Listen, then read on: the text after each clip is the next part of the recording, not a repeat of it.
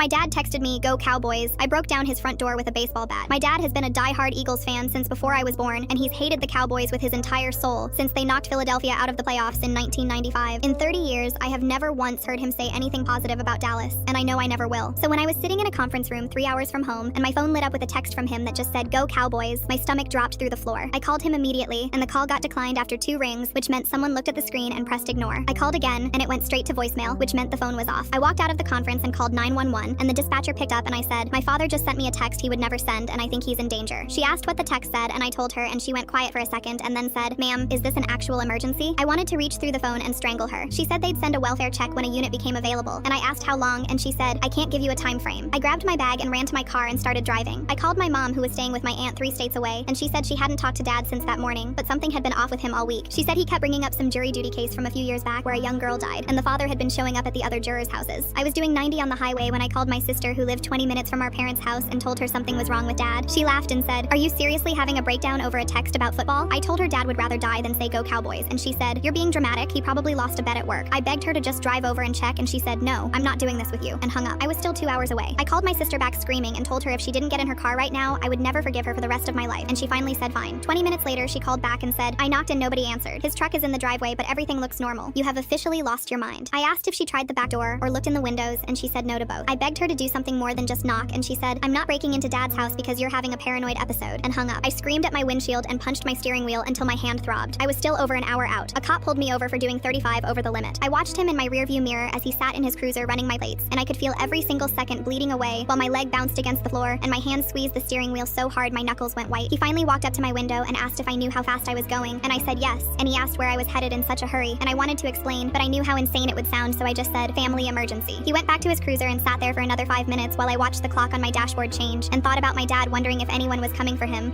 I wanted to get out of my car and bang on the cop's window and beg him to let me go, but I knew that would only make things worse. When the cop finally handed me the ticket, I floored it and watched the miles tick down on my GPS like a countdown. I pulled into my parents' driveway 3 hours after I got that text. The house looked normal from the outside with the porch light on and Dad's truck in the driveway. I walked up to the front door and pressed my ear against it and heard a voice I didn't recognize, and then I heard my dad make a sound that wasn't words but pain. I grabbed the baseball bat from my trunk and swung it at the door handle, and the frame splintered on the second hit and I kicked it open. I saw a man standing in the kitchen with a gun pointed at someone zip-tied to a chair. The man turned toward me and I was already swinging. The bat connected with his arm and the gun went off, but the shot punched into the ceiling and he dropped, and I hit him again and he stopped moving. I looked at the chair and my dad was staring back at me with blood running down his face and his left eye swollen shut and a crumpled photograph of a young woman taped to his chest. Sirens pulled into the driveway about 3 hours too late. My dad spit blood onto his kitchen floor and said, "Only good thing the Cowboys ever did."